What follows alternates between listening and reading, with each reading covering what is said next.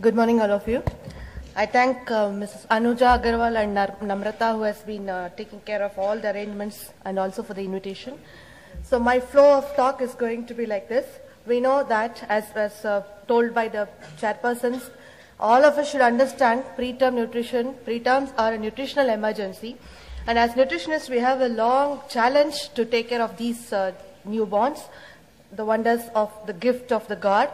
I'm going to just touch upon the incidents and the definitions just for the beginners here, and also the medical problems of the new low birth weight infants, goal of nutritional management and how to go about the nutrition management. So we have a highest incidence of low birth weight in our country, followed by Bangladesh. And also WHO has said there is a 9.6% of preterm birth in the world, and wherein you can see in this slide 7.8% are from India. So we are having a greater challenge in feeding these children. Who are these low birth weight infants? You can say, most of you might be knowing, as per definition, preterm less than 37 weeks, and the term 37 to 42, and very rarely we get to see the post-term. And again, they have two different variations. The weight can range from 500 to 2,500 grams, and there can 22 to 36 weeks of gestation. And they can be further classified as very low birth weight or extremely low birth weight infants, and also based on the gestational age at which they are born, they can be classified as appropriate or small or large for gestational age. It goes by the percentile of their intrauterine growth curves. So when these low birth weight children are born, how are they? What is their programming? What are they at risk of? They are increased risk of mortality and morbidity, increased risk of growth failure. They have poor cognitive development and psychomotor development. Not that only, they also affect the next generations to come. So if you look at here, early pregnancy, there is a poor growth rate, growth failure, and low birth weight infants. They become small adult women and they deliver low birth weight, and then the whole cycle goes on. So we definitely have a lot of challenge in treating these children.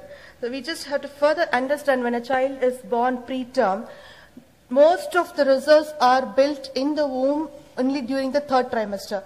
But when they are born preterm, you can see there is so much of a deficit. If the child is born at 25th week, and you can see what are the parameters that actually the baby is at deficit. So we have a child in front of us who has a very high growth rate, very poor stores of glycogen, so that it will just last for only few hours. Whereas for adults it can last for 24 to 48 hours, but for a low birth weight preterm infant, it lasts only for few hours. It has a poor muscle mass and also body building nutrients. They are more vulnerable to deficiencies and infections.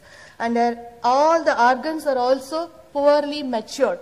If you look at the kidney, it has a very poor glomerular filtration rate, and it has low ability of concentration also.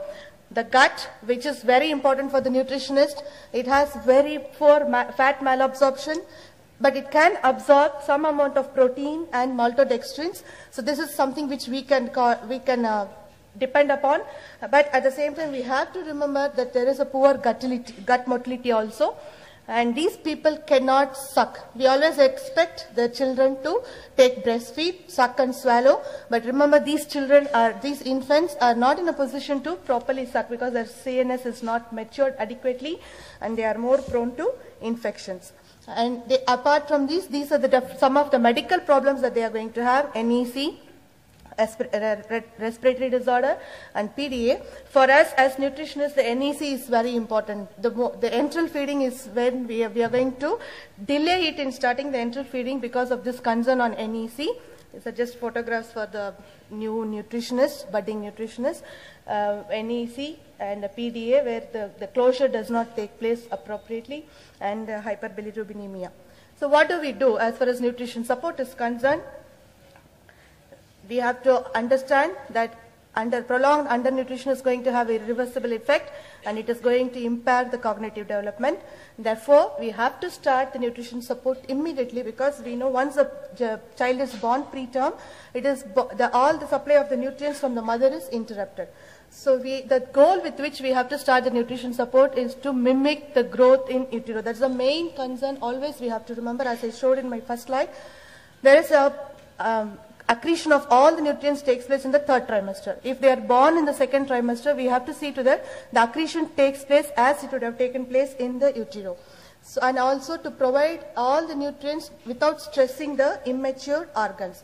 These are some of the nutrients which we will be discussing on: energy, protein, all these. Even for adults, we keep talking about these, becomes more important for the children. And here, if you look at the energy, because there is a high accretion rate and they also have a high resting energy expenditure, the recommendation for energy is also high. It ranges between 110 to 135 kilocalories per kg. We all know proteins are very essential for building, body building.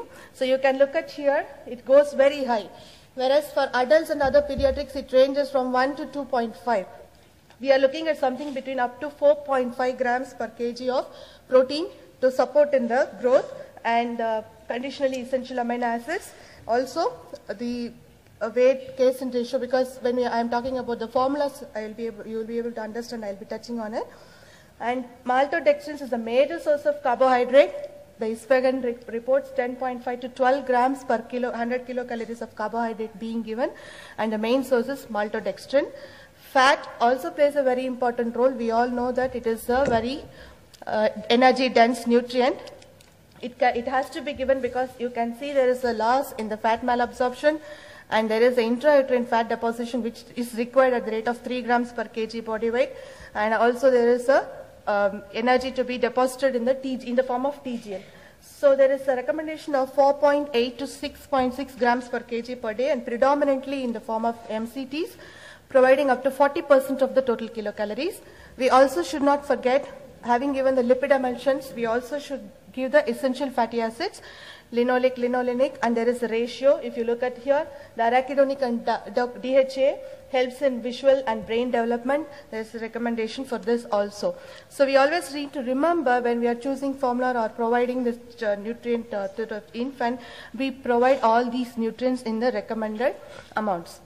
Needless to say, the importance of calcium and other bone-forming minerals, we have to see to that the formulas contains that also. This is a recommendation for you at what rate it should be given in the formulas. Then fluids, it ranges between 150 to 180. In practically, it can be based on this aspect, 150 ml to 180. So if a child is born at 2 kg, the child's nutrition fluid requirement will be 300 ml. I have an example to show you how to go about it. When it comes to the nutrition support, predominantly it is TPN and enteral nutrition. As I told, there is a poor maturity of the gut, and therefore we cannot be waiting for the child to improve in its gut maturity. Therefore, we need to start the TPN. It's recommended immediately, at least within 2 hours of birth. And these are the different lines that is normally used in our institution, either this route. Very rarely the umbilical vein is used. Why is it chosen? The venous catheters are more popular basically, but they have a high risk of infection. The central catheters, when we have to give fluid and energy restricted formulas, and long-term TPN, and then mostly the peripheral is used for short-term. How to go about increasing it?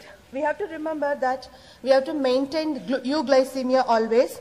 So give the glucose at 4 milligrams per kg per minute, and see that glucose is maintained, and gradually increase it to reach the target. Similarly, proteins, it can go up to 3.5 grams within 2 to 4 days of birth, and then the lipids usually started on the day 1, gradually increase to meet the goal for the child.